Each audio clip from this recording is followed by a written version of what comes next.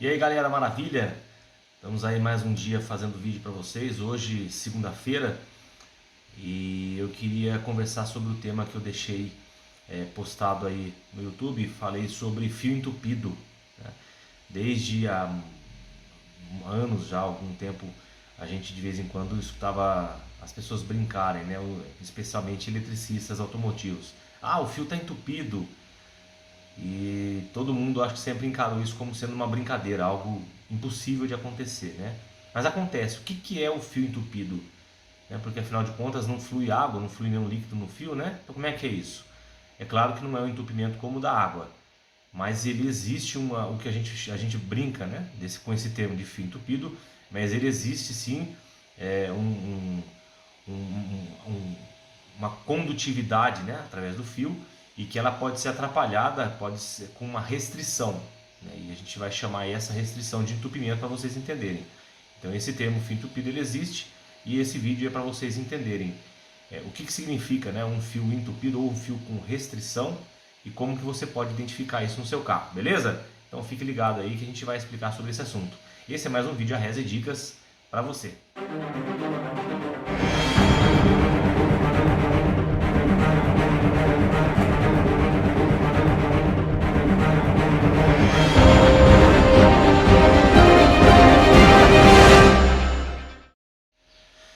Falando então um pouquinho sobre esse tema que a gente citou, né? Eu vou tentar explicar da forma mais simples possível, para que você que é leigo, que né, não conhece sobre o assunto eletricidade automotiva, possa entender o que eu estou querendo passar, a informação que eu quero passar. Comparando a situação de uma restrição parcial ou total, né, ou de um entupimento parcial ou total de uma linha, a gente vai usar o exemplo de uma mangueira de água. Se você tiver com uma mangueira de água conectada lá na torneira e você ligar a torneira, você abre a torneira por completo. E aí você pega um alicate e começa a apertar, a esmagar essa mangueira. Você está gerando uma obstrução, né? Você está obstruindo parcialmente a passagem dessa água. À medida que você esmaga essa mangueira, se você esmagar, digamos assim, 40% da espessura dessa mangueira, o que vai acontecer? Você vai restringir a quantidade de água que passa por essa mangueira e, consequentemente, você vai aumentar a pressão de saída lá. Aumenta a pressão, mas diminui a vazão, não é assim? Vai passar menos água, porém com um jato mais forte, porque você está limitando a passagem, né, e tem uma força empurrando essa água para passar. Portanto, quando ela consegue escapar, ela escapa com mais pressão. Isso seria uma obstrução parcial. Pode ser de 10%, 20%, 30%, 40%, 70%, 80% até 100%. Se você fechar de uma vez, aí para de sair água lá do outro lado. Quando nós falamos a respeito de corrente elétrica, acontece algo similar, né? Não é o esmagamento, mas existem obstruções no sistema. A gente fala, a palavra eletricidade já vem de elétron, né? A eletricidade nada mais é do que elétron em movimento. Os elétrons eles estão se movimentando, eles estão caminhando por um circuito elétrico, né? Por um fio, no caso, um condutor. Esse condutor que está passando ali aquela corrente elétrica, se algo no meio do caminho impedir parcial ou totalmente a passagem desses elétrons, é que nós vamos ter problema. Aí a gente vai ter isso que a gente falou aí de forma, vamos dizer assim, não técnica, né? Uma brincadeira que se fazia antigamente, que os eletricistas mais antigos achavam que isso não existia, né? Fio entupido. É o que a gente chama de fio entupido. Houve uma restrição de passagem de elétrons, né? Vou dar um exemplo para vocês. Eu vou mostrar isso lá no carro, tá? Mas para vocês entenderem, sabe que ali na bateria você tem o polo positivo e o polo negativo, né? Os polos são de chumbo. E aí o plástico, a carcaça da bateria, plástico e chumbo não se fundem, são materiais diferentes. Então como que é montada a bateria? Aquele polo de chumbo ele é colocado sob pressão ali na carcaça da bateria, de forma que a vedação acontece por esmagamento, né? O chumbo entra sob pressão ali e há a vedação do líquido. Aquele líquido que está dentro da bateria, todo mundo sabe, é uma mistura de água com ácido sulfúrico. A reação química gerada entre eles ali acontece então, através dessa reação química, o acúmulo de elétrons. Por isso que a bateria é um acumulador, ela acumula elétrons, acumula energia elétrica e essa energia é utilizada no momento da partida. Bom, aquele polo da bateria ali, por ele não se fundir com o plástico, com o passar do tempo, com a evaporação, né, o calor, afinal de contas, a bateria trabalha normalmente ao lado do motor. Então o motor atinge aí 100, 110 graus de temperatura, dependendo do modelo do carro. Acontece naturalmente o aquecimento da bateria. E com o aquecimento, somado à reação química que acontece dentro da bateria, acontece naturalmente a evaporação do líquido. E aí, no entorno do polo, tem microfissuras. Essas microfissuras, por meio delas, né, são invisíveis a olho nu, mas acontece a passagem desse líquido que está sendo evaporado de dentro da bateria. E aí ele condensa no polo da bateria, gerando aquele zinabre, aquele pozinho meio esverdeado que fica na bateria. Com o passar do tempo, esse zinabre que junta ali em cima do terminal, né, no polo da bateria e do terminal do cabo que chega em cima do polo, ele começa a penetrar entre o polo da bateria e o terminal. Se não for feita uma manutenção, uma limpeza nesse sistema, o que vai acontecer? Com o tempo gera um isolamento e esse isolamento proporciona a dificuldade de passagem dos elétrons, o que a gente está chamando de entupimento de fio, ou seja, a resistência elétrica. Tanto que se você pegar um polo de bateria com isolamento muito grande, o que vai acontecer? Você colocar uma câmera térmica, você vai ver que aquele polo está aquecendo. Por que ele está aquecendo? Por causa da dificuldade de passagem de elétrons. Aumenta a pressão, vamos dizer assim, né? Você está restringindo a passagem de elétrons, assim como a mangueira de água. Você restringiu, aumenta a pressão lá. Quando você restringe a passagem de elétrons ali pelo polo da bateria, então aumenta a dificuldade, aumenta a pressão, porque você dá a partida, por exemplo, você está puxando a energia da bateria. E essa restrição está fazendo com que essa corrente passe de forma forçada. É onde ocorre o aquecimento do terminal da bateria ali, certo? Esse é um exemplo que eu estou dando para vocês. Isso pode acontecer em várias situações, né? Um mau contato no aterramento do motor, mau contato no aterramento da lataria, mau contato nos conectores elétricos, né? Porque essa eletricidade, né, esses elétrons, eles fluem do negativo para o positivo. Então isso pode acontecer tanto no cabeamento negativo quanto no cabeamento positivo. E também no chicote elétrico, né? Nos sensores, nos atuadores que trabalham no motor. Então você tem lá dentro do cofre do motor, no painel, em vários locais, conectores elétricos. Esses conectores, com o tempo, podem pegar umidade, podem pegar pó. E aí esses componentes aí que entram em contato com o metal, com o tempo geram esse zinabre, ele pode começar ali a gerar essa resistência, começa a aquecer, é onde às vezes você pega um conector lá elétrico do seu carro, parou de funcionar, exemplo, a ventoinha lá do ar-condicionado, você vai ver que está derretido ali, né? Por que derreteu? Porque houve uma resistência. Às vezes o motor da ventoinha, por exemplo, nesse caso que a gente está falando, já não seria o caso da sujeira, né? do zinabre. Mas o motor de ventoinha, por exemplo, que as espiras lá do induzido dela já estão com problema, ela começa a trabalhar forçado, né? Está forçando demais. Ela está exigindo, por exemplo, 30 amperes de corrente, quando o sistema fornece apenas 20. Então aquece, trabalha com sobrecarga, né? Trabalha forçando, aquece o conector, derrete. E aí esse derretimento vai gerar todo um problema no sistema. A gente tem como evitar? Alguns casos sim, né? Defeitos como esse que eu citei da ventoinha, não tem como a gente evitar, porque o defeito acontece com o tempo e aí a forma de corrigir seria a troca do eletroventilador. Agora, no caso de isolamento, no caso de mau contato em terminais, mau contato em cabeamento, isso dá para ser evitado, dá para se fazer, né? E a gente pode interferir nisso daí fazendo a limpeza dos conectores elétricos do carro. Eu vou mostrar isso lá no carro para vocês, mas antes eu vou falar para vocês uma segunda informação que eu vou dar lá no carro.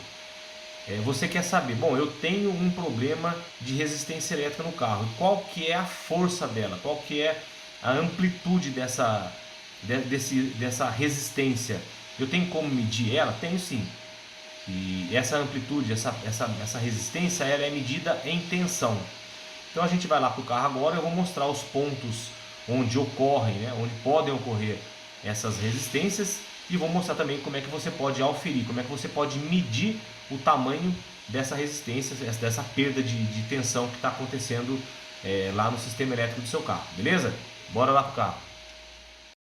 Eu estou aqui no carro para a gente fazer um teste, uma análise aqui. E aí para eu ver se está havendo alguma restrição de passagem de corrente, conforme eu falei para vocês, aqui no polo, lembrando que essa restrição, quando acontece a formação do zinabre, né, ela acontece entre o polo e o terminal da bateria, né? Então para a gente começar a avaliar isso daqui, eu vou usar um multímetro, tá aqui o multímetro, e eu vou colocar aqui, ó, o valor dele, eu vou buscar em ohms, tá? Em ohms que a gente mede resistência. Então eu vou ver primeiro se existe alguma resistência em ohms aqui na minha bateria, no polo da minha bateria. Aí eu venho aqui, eu já coloquei a garrinha no terminal, né? Lembrando que para vocês entenderem o que significa a resistência, se eu colocar, eu estou fechando direto aqui no multímetro, né? Não estou passando por nada. Estou fechando um cabo com o outro, né? O cabo vermelho com o cabo preto do multímetro.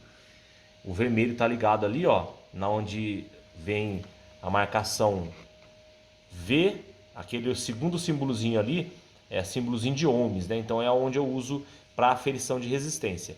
Aí quando eu fecho os dois aqui, ó, um com o outro, olha lá a leitura que está dando para mim na tela do multímetro. 0 ohms, ou seja, não estou tendo resistência nenhuma. No caso, o ideal é que no polo da bateria tenha a mesma marcação.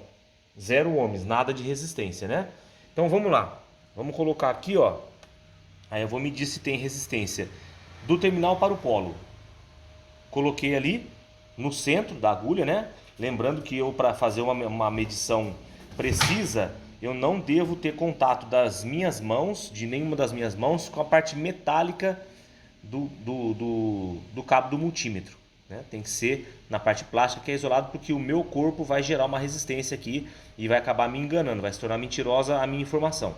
Então conectei aqui, vamos buscar a leitura lá na tela do multímetro, olha, ó, 0, podemos considerar como 0, né? Porque está dando 0,0, estaria dando 1 miliampere de resistência. Isso é nada de resistência, né? E vi que ele dá 1, já volta para o 0. Então tá excelente esse cabo aqui, esse cabo negativo. Agora vamos colocar lá no positivo. Vamos lá, positivo agora. Vou pegar o sinal no terminal e vamos lá no polo. Vou buscar o polo da bateria lá, tá vendo, ó? Lá no polo da bateria, e vamos lá na tela do multímetro. Olha lá, ó. Mesma situação, excelente, né? Não tem restrição nenhuma, a passagem tá boa. Se aqui nós tivéssemos aí talvez 10 miliohms, 15, 20, isso daí já seria um problema. Aí nós iríamos ter que avaliar também o segundo teste que eu vou fazer para vocês, que é o tamanho da resistência em volts, que a gente vai analisar, ok? Bom, quais os outros pontos que podem acontecer? Conforme eu falei para vocês, existe mais de um ponto, né? Aqui, por exemplo, a gente olha aqui na bateria, esse cabo ele sai daqui, ele desce e vai lá na lataria. Não sei se vocês vão conseguir enxergar daí de onde, com essa câmera, mas eu vou tentar focar para vocês ali na lataria o ponto onde a gente pega o aterramento dele. Tá vendo, ó? Tá lá embaixo. Ali onde eu tô apontando o meu multímetro ali, ó, a minha agulha do multímetro, é onde está o aterramento na lataria. Então eu busquei lá na lataria e aí vou pegar a outra ponta do multímetro e vou jogar aqui no polo negativo. Vamos lá então. Aqui está no positivo, né? Deixa eu passar para o negativo aqui. E aí vamos ver lá na tela do multímetro qual vai ser a resistência disso aqui. Olha lá, ó. Tá dando uma resistência de 3,3 ohms. Mas um pouco de resistência, lógico que vai ter, porque o cabo o cobre ele tem uma resistência natural, né? E para passagem de corrente elétrica. Então, como é que eu sei? Como é que eu vou fazer o teste para saber se isso está dentro da tolerância?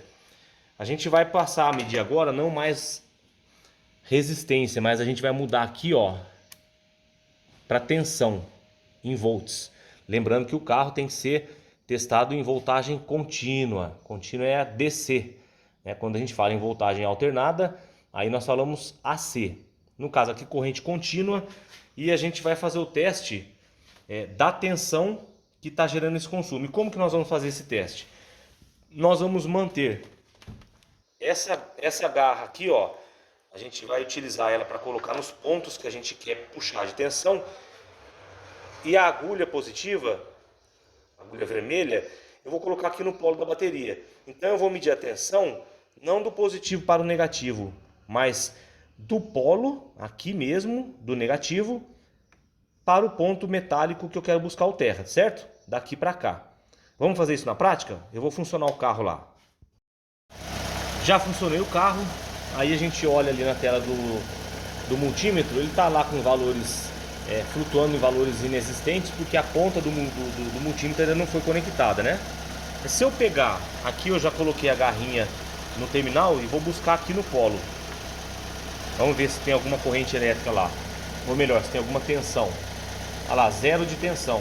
Então aqui a gente não está tendo perca nenhuma, nada, zero de perca, né? Zero de perca.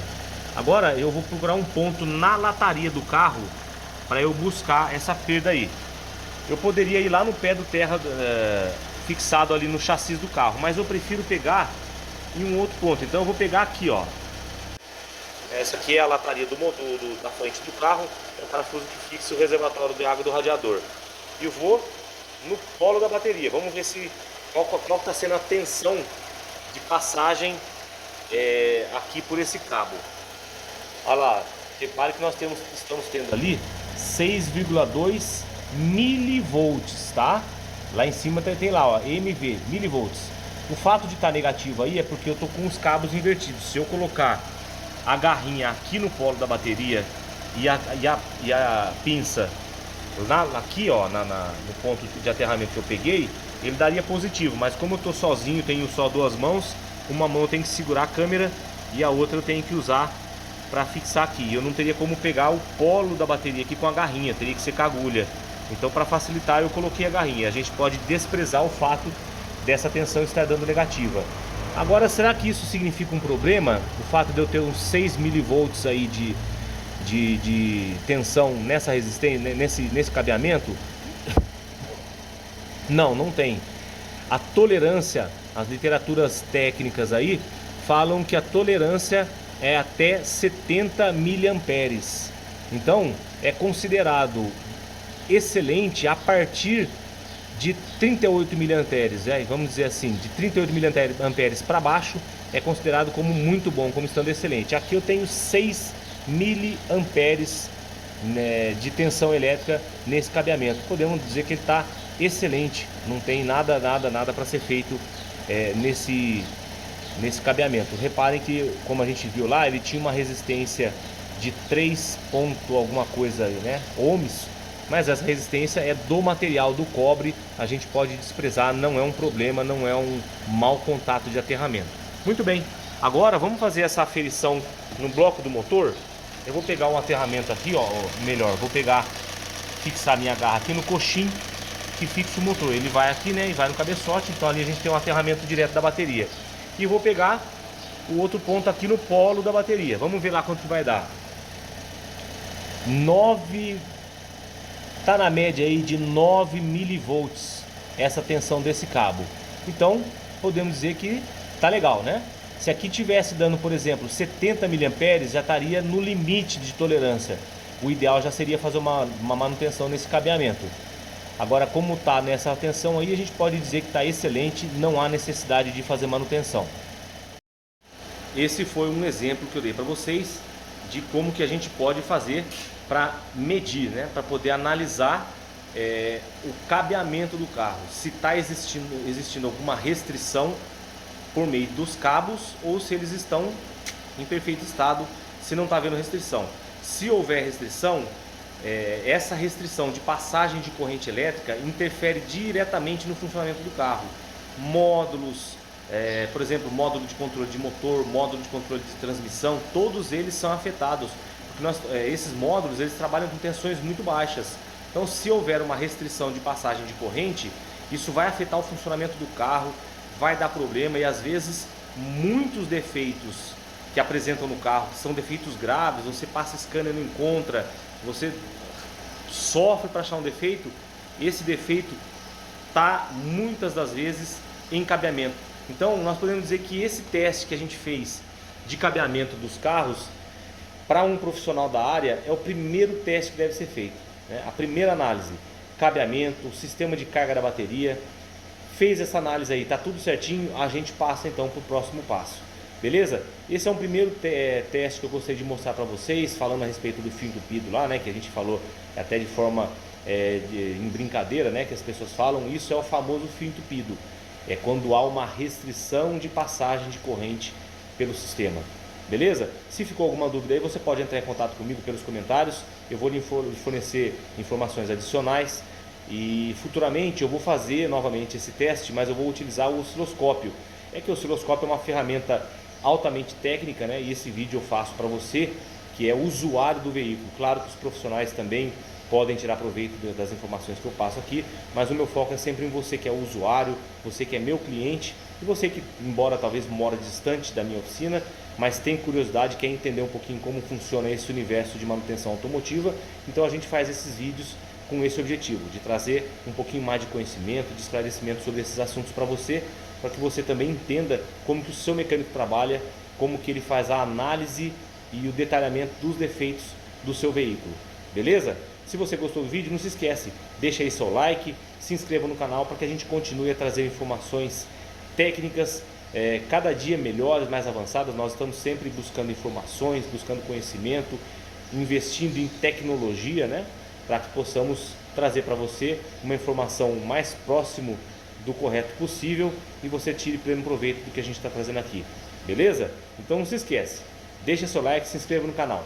Um grande abraço a todos aí e até o próximo vídeo.